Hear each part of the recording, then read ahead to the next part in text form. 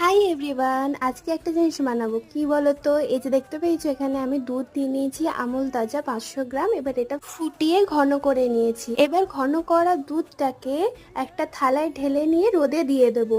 আর দেখো রোদে একদম শুকিয়ে গেছে, দেখতে পাচ্ছো। এবার এটা আমি মিক্সিতে দিয়ে দেবো আর দিয়ে দেবো চিনি।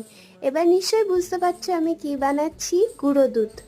আর এই দেখো মিক্সিতে ব্লেন্ড করা হয়ে গেছে। এবার একটা স্ট্রেনারে করে আমি ছেঁকে নেব। দেখো একদম দোকানের মতো আমাদের গুঁড়ো দুধ একদম রেডি। এবার চলো এটা দিয়ে চা বানাই। এই যে দেখতে পাচ্ছ চায়ের জল বসিয়ে দিয়েছি, তার মধ্যে দিয়ে দিলাম গুঁড়ো দুধ আর চা পাতা।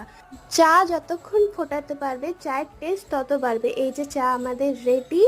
বাড়ির তৈরি গুঁড়ো দুধ দিয়ে 1 কাপ চা আমার রেডি হয়ে গেছে। এবার বাবাকে দিলাম, বাবা টেস্ট করে বলুক। আমি আর মা তো খুব টেনশনে ছিলাম কেমন হবে, বাট বাবা বললো দারুণ হয়েছে।